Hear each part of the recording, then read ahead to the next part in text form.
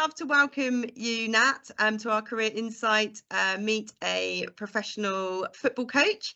I won't spoil all the interesting things you've got to say, so I'll pass straight over to you for just a summary of kind of who you are, what you do, and then we'll go over to our pupils to kind of guide with all the questions, if that's okay. So over to you, Nat. Yeah, great. Thank you, Catherine. Morning, everyone. It's a bit weird now. I can't see any of you. I can only see myself. But thank you very much for tuning in this morning. It's a real honour to be with you guys and obviously have this conversation. So yeah, as Catherine said, I am currently working with a professional women's football team at Bristol City in the same sort of arena as the men's first team. I don't know if any of you are big Bristol City fans, but it's a really great club to be a part of. I've been there for just this season, but prior to that was working in professional football last year as well with a different team. And before that played myself. So I was lucky enough to spend 3 years at Aston Villa as a professional player. And I also played for teams like Yeovil Town, which some of you may have heard of. I was even part of Swindon Town Ladies and Swindon Spitfires, which are obviously in and around your area, because I used to live in Swindon myself. And yeah, pretty much played football my whole life. Only turned fully professional, like I said, 3 or 4 years ago, but only because the women's game wasn't as developed as the men's game. But even when I was at Yeovil, we were still playing against teams like Chelsea, Manchester City, Arsenal. But I was actually teaching at the same time. So I worked in a primary school, I taught PE. And I also worked with Miss Young at Explore Learning, which is how we know each other. So yeah, I worked in education, but then sort of just pursued my dream of being a professional footballer. And then just due to age, I retired or stopped playing a couple of years ago. And now I'm lucky enough to work in coaching and work with professional players. So yeah, that's me. Catherine, I don't know if there's any questions you want to start off with, or... That's great. Thanks so much, Nat, for describing that. And what an exciting career that you've had today. It's still so young. So what you're going to go on and do will be quite interesting to see in the future. So guys at Kingsby Greens, anyone got a question that we would like to start with? What GCSEs did you have to take? Oh, great question. That was so long ago now.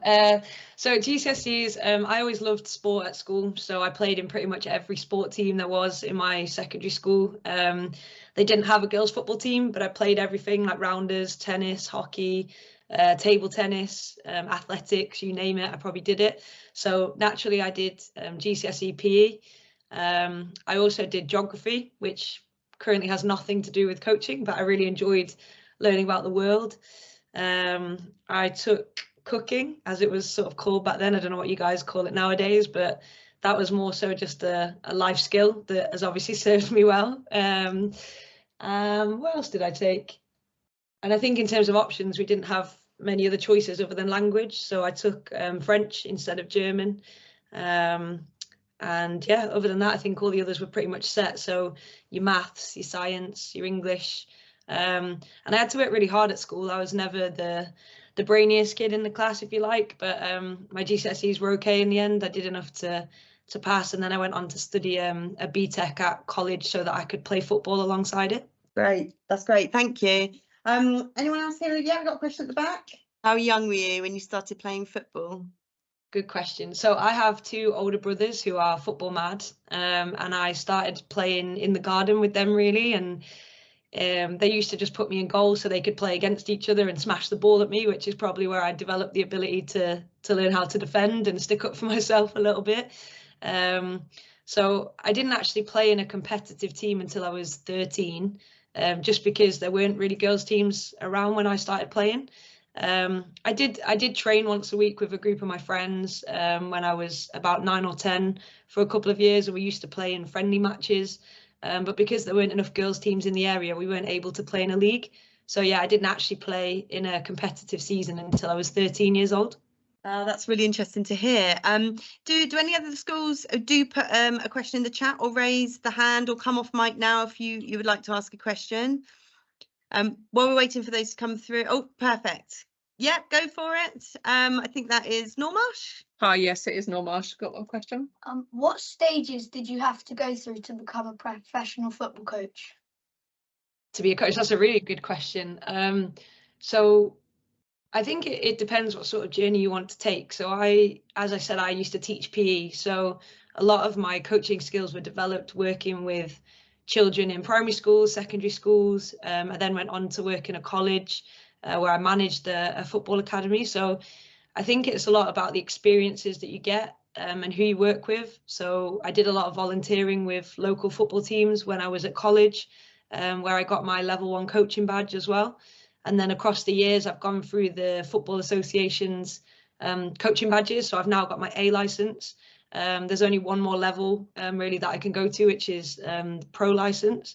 But that's like, if you guys watch the Women's Super League or you watch the Men's Premier League, that's like your best coaches in the world. That's the qualification that they have. So I'm not quite there yet, but along the way, alongside the qualifications, it's about the experiences that you get as well, because you know, you can learn everything you can learn, but if you can't put it into practice, that's the most important thing. So yeah, I think the coaching badges are super important, but equally just trying to find opportunities where you can go and work with groups of people, whether that's coaching football, coaching any sport, or whether it's just working with people. You know, teaching is coaching, coaching is teaching, and it's all about people really, and trying to get the best out of those people that you work with. So yeah, my journey was coaching badges, which took me, or I did it over the course of about 15 years. So when I was in college until about a couple of years ago, and I probably won't get my pro license for another 5 to 10 years. And then, yeah, just finding jobs and voluntary opportunities that I could go and work with people and develop my skills as well. Great question. Catherine, I don't know if it's helpful, but somebody's put a question in the chat. So do you want me to go ahead? Yeah, and definitely. Yeah, please do. Yes, do. Yeah. So how did you get scouted to play professionally? Yeah, so great question. So just before I joined Aston Villa, I'd spent the summer the year before playing in Denmark. So I actually travelled abroad to go and play for a team out in Copenhagen in Denmark. And when I came back, I was ready to stop playing just because I was working full time and it was really hard to sort of maintain my fitness and commit to a team when I was also, you know, trying to be good at my job and work hard and also have work-life balance. So I actually nearly stopped playing, and I didn't play for 6 to 8 months. I just worked really hard on my fitness and looked after myself.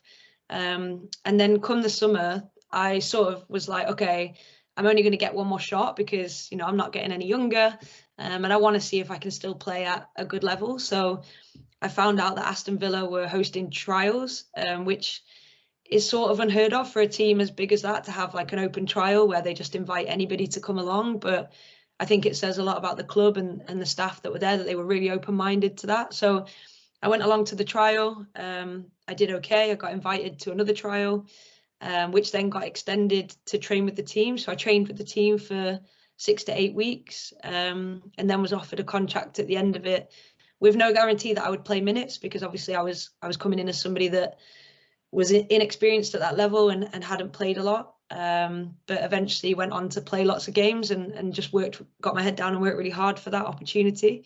Nowadays it's a little bit harder. So lots of players have agents. I never had an agent, but they can sometimes help you find opportunities to go and trial with teams or train with teams. But a lot of the time I think it's about you building your own profile, about being a good player, but also being a good person, and putting yourself in a positive spotlight and almost going out and seeking those opportunities and not being afraid of failure, because, you know, that was a real sort of outcome that could have happened with me. They may have said, no, I wasn't good enough, but, you know, I was prepared to take that hit. And luckily for me, I got through. So if I'd never taken that opportunity, I'd never become a professional footballer. So I think you have to be resilient. You have to be willing to, or confident to go and put yourself, you know, out there with teams. But equally be ready that not every team might want you. Thanks, Nat. And yeah, that's fantastic that you saw those trials and that you went. You said, you know, nowadays it's slightly different with potentially with agents. So for any young people here listening that thinking that is something they would love to do, kind of any tips on the right age to start looking for an agent, or the right places to look for an agent, or the types of things to go to have access to maybe those opportunities? Yeah, I mean, I think agents are great, but equally I think there are opportunities in football where individuals can seek the same opportunities themselves.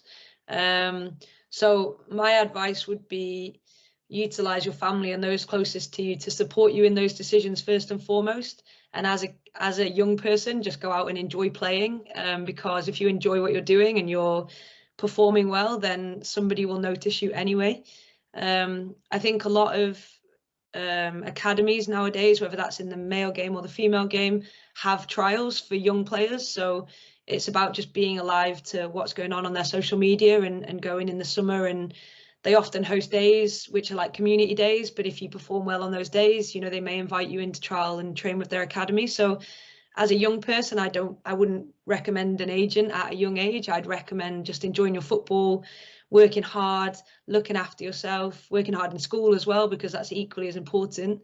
But if you are super keen and you want to try and push yourself to that professional level, utilize your family, speak with your family, ask your family for help in terms of finding out where you may be able to go to train with a club.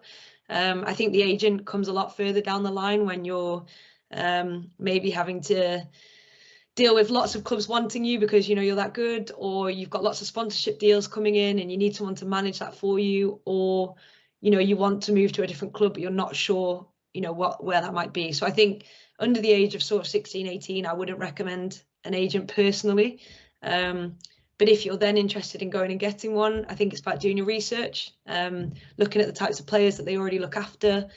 Word of mouth is always really good, because naturally, if someone's done a good job, people will be talking about them. So yeah, definitely do some research. Don't rush into anything, and definitely use your family and your friends to sort of help you and support you along the way.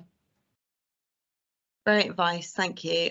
We've got a question from Wellington Academy, and then we'll go over to Normarsh verbally. But Wellington Academy have written, what have been your biggest challenges in coaching? That's a really, really great question. Lots of things. I think people talk a lot about imposter syndrome. I don't know if you guys would have heard of that, but I think in the sort of coaching arena, and I would imagine teaching is quite similar, is, you know, you're constantly putting yourself in front of a group of people who all have an opinion and, you know, all expect things of you and all need things from you. So I think one of the most challenging things is just making sure that, one, you look after yourself in that, and you understand that, you know, you're motivated to do that role because you want to help other people, but equally you're looking after yourself and making sure you're keeping yourself healthy. I think, like I said, everyone has a different opinion on what something should look like. So again, it's about managing your emotions, being open to other people's opinions, but equally trusting your knowledge and your experience. And again, going back to, you know, your role is to support others to become the best that they can be. So I'd certainly say looking after yourself as well as everyone else that you're trying to coach. I think overcoming the fact that, especially at professional level, you know, results are a huge thing. So winning is a big thing when you get to the professional level. So it's managing your expectations, and not getting too low with the low. So when you lose a game, you know, not dwelling on it too much, just reflecting on it and trying to improve for the next one, because the games just come thick and fast when you're in it. It's, you know, it can be 1, 2, 3 games a week. And then I'd say the last one is probably just trying to learn as much as you can, as quick as you can, because there's so much, you know, specifically about football, but any sport that you might go into coach, there's so much that you can know and you can learn. So it's just sort of balancing what you need to learn in the moment, what can be learned over time, and not letting that impact what you're doing on your day-to-day. Great, that's, yeah, great advice. Over to Normarsh, please. We have sports leaders at Normarsh. Do you think you could give any tips of what you like to be a good sports leader? Yeah, good question. To be a good sports leader, so I think first and foremost, be yourself. So bring your personality to your role. You know, people will enjoy what they do when they work with somebody that's themselves. Positivity, I think, is a big one, because I know for me with sport, it was always the one thing I went to if I was having a good day, a bad day, somewhere in the middle. It always cheered me up. So I think the people that you will work with would, you know, they want to enjoy their sport, they want to come and have a good time. So I think positive energy that you can bring, like I said, your own personality. So never stop being who you are, because that's what makes you great. And then I would say, just as I mentioned before, like how can you help that person develop in their sporting ability? So what little pieces of information can you give them that they can take away that day and feel like they've learned something? But yeah, I would say the positive experience, the friendly nature, and like I said, just bringing your own personality to it, really. And we're so impressed that you have so many sports leaders at your primary school. That's very, very impressive. We have a question from Kingsford Green Academy. How many goals have you scored? I knew that one would come in. So did I, and I was dreading it. No, I'm just kidding. It's a good question. So I was a defender for the latter stages of my career. When I first started, I was a winger, and I then gradually moved further and further back in terms of the pitch. So as a professional player, I only scored 1 goal in open play, and I scored 2 penalties in penalty shootouts. My job was more to stop the goals than to score them. But that was in 3 seasons. So across my career, I couldn't tell you. I used to score quite a lot when I was younger because I was quick, and I was okay in front of goal. But yeah, as I got older, I moved further back the pitch and became more of a leader, from sort of a quietish background. So I would just encourage people and I would organise the team from behind, whereas I would allow other players to go and take the limelight and score all the goals. Brilliant, brilliant. We have a question. I think it's from Lions, Wellington Lions. Please correct me if I'm wrong. WLP. It's, did your brothers go on to play professionally too? Absolutely not. They weren't good enough. No, they were great. One of them went on to play semi-professionally, and he was also a defender. He was captain of his team. I think it sort of runs in our family, that sort of leadership. The other one wasn't so good and wasn't as interested as he got older, but I'm really proud of them both because they've gone on to do triathlons and marathons. The one who wasn't very good at football actually did an ultra marathon where he ran, I think it was 5 marathons in 5 days across the Sahara Desert in Africa. So, you know, playing professional football is amazing, but there's lots of other things you can go and do in life that are equally as impressive. So yeah, no, they didn't go on to play professionally, but I'm super proud of them for the things that they have done. Sound like a very fit family, I must say. It just interesting actually, from the fact you've gone from professional player into coaching. Can you tell us about, you know, is that quite a natural transition, or are there other routes that you saw your fellow players going into? Are there other careers that perhaps we can all consider here, that are connected to the football industry? Yeah, I was super excited about this question actually, because up until a few years ago, I thought that coaching was the only option if you wanted to stay in the game when you finished playing, or if you didn't play at all and you wanted to work in football. But actually over the last sort of few years, I've been really lucky to understand more about the industry on a whole. And I've got lots of friends that work in football that either don't work at the professional level, but they do an amazing job working at grassroots level. So whether that's, you know, it can be coaching, but it can also be development. It can be coach education. So if you're a sports leader now and you're really good at supporting others, you know, you might want to go into a career in terms of coaching the coaches. So you could go on and inspire the next generation of professional coaches if that's more of what you're interested in. Likewise, in professional sport, you know, you've got the media side of things where you've got radio interviews, television interviews, player interviews, player visits, player appearances that you can manage and be a part of, as well as like social media accounts and strategies to engage fans.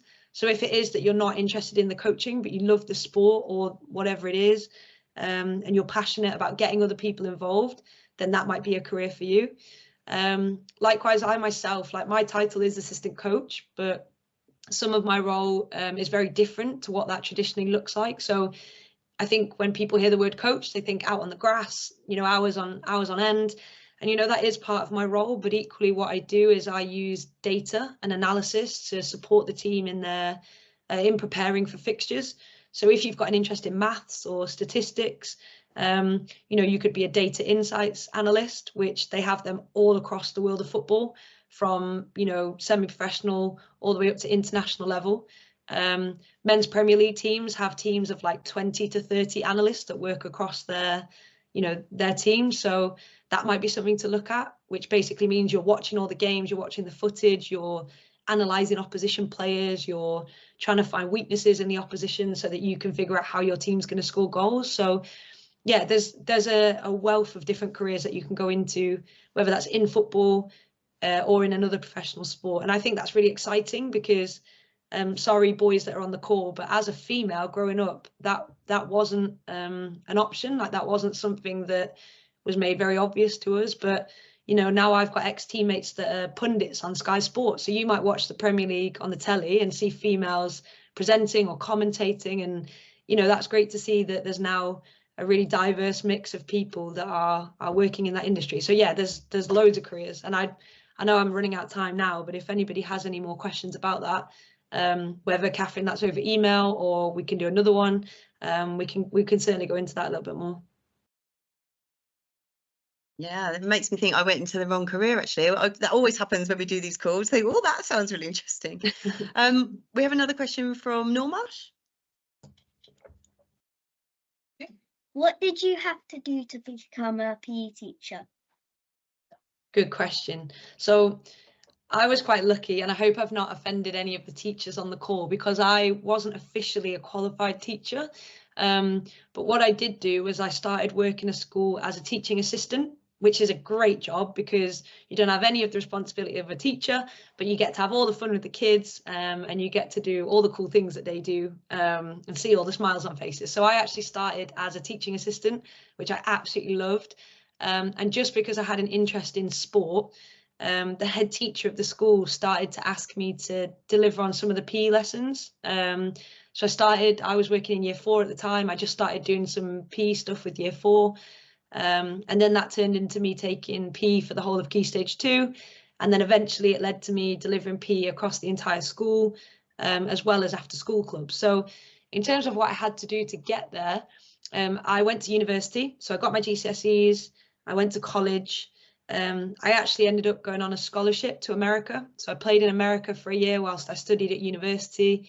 And then I came back to England and did a degree at university. You don't have to do that necessarily to work in sport, but I did. I studied physical education as an undergraduate degree. Worked for Explore Learning when I graduated, as I said, with Miss Young, where I was tutoring children in maths and English. So I was still working with people. And then, yeah, started my teaching assistant job, and again, just got my head down, worked really hard, found what I was good at, found what I had a passion for, and that turned into a role where I was covering PE across the entire school. So yeah, I then had to make a decision whether or not to do my teaching training qualification, or do a master's degree. And at the time, the master's degree in sports coaching was a more appealing to me personally. So I then did a master's degree in coaching. So I went back to uni, and started working at the university as well, coaching. So yeah, my journey was a little bit different to maybe some of your teachers. And I guess the key thing is, like I said, you don't have to go to university necessarily to go and work in sport. To be a teacher, you will have to. But if it is that you're more interested in the coaching sort of thing, then when you finish school, there's lots of opportunities that you can go straight into. Great, thank you, Nat. So I think we've got a couple of quick questions to finish with. One which is, who was the best player you played with? So we'll start with that one. Oh my goodness, who was the best player I ever played with? This is going to put me on the spot a little bit. So when I was at Aston Villa, there were 2 players. I'm going to say 2 because they are very different types of players. One was a lady called Mana Iwabuchi, who won the World Cup with Japan. So she came in and she was an unbelievably technical player. So we would do little rondos at the start of training, for anyone knows what a rondo is. If you don't, it's like we stand in a circle and there's 2 players in the circle trying to win the ball back. She would meg everybody every couple of minutes, so where you knock the ball through someone's legs and embarrass them, because she was just so skillful. So the amount of times she megged me, I lost count, to be honest. But she was an incredible player, an incredible professional. She's retired now. The other one was a lady called Anita Asante, who played for England. She played for Arsenal when Arsenal would win every trophy possible. So I played in an FA Cup final when I was 16, and we played Arsenal and got hammered 5-0 because they were that good. And that year they didn't lose a game. So she played in that team. And she was the most skillful defender I've ever had the privilege of sharing a pitch with. Just really good on the ball, a really good human being, a really good leader, very calm. And yeah, just great at like teaching me and teaching our teammates, developing us on the pitch, and just keeping us all a little bit grounded. So yeah, I'd say those two. And what sport would you have done if you did not do football? Oh, so a few years ago, I actually played rugby for a year. So I ended up representing Great Britain universities and England universities at rugby sevens and rugby 15. So I never had the opportunity to play rugby when I was at school, but somehow I ended up playing in an international tournament and winning a silver medal. But yeah, that was great fun. Very, very brutal on the body, but really good fun. I loved rugby sevens. If you've never heard of it, go and watch it because it's such an amazing sport. But yeah, I think rugby would have been my sport. I can get a little bit vicious, because I'm a defender. I like to tackle people. So yeah, probably rugby. Right. And before I think all the questions have come through on the chat, but I've got a bit of a burning question, which is just in your role, just thinking, being a bit of a Bristol City Women's fan myself, and going to a few games and kind of seeing who you're playing, and obviously my kids are very excited when they see the Lionesses and other teams kind of coming out onto the pitch. So do you have any kind of, are you working with the team at all to help think about the next players that you're recruiting? Do you have much to do with that recruitment process? Yeah, so every football club will do things differently. So it completely depends on the manager in terms of how much staff are involved, not involved, who's not involved.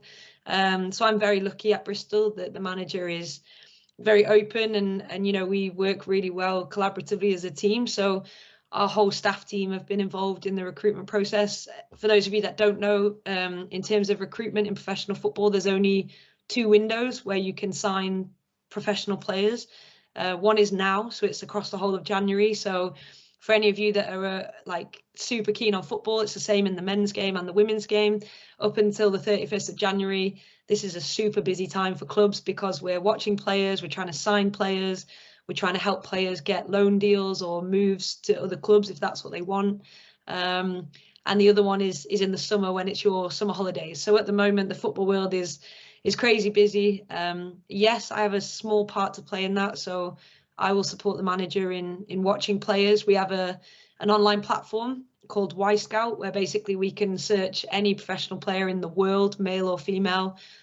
We can watch clips on them. We can watch video footage. We can get stats.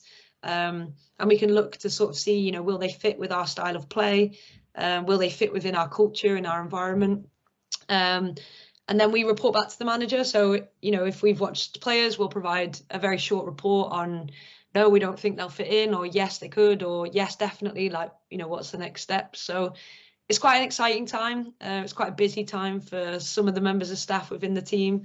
But yeah, the club I'm at, currently at Bristol, we work well together in terms of trying to find those new recruits. Right, that sounds really exciting. Brilliant. Thank you so much, Nat, for your time. I know everybody here has really enjoyed it. I think we will stop the recording here. So if anybody wants to put their video on and do a big thank you and wave to Nat before we turn off the call, then please do that now.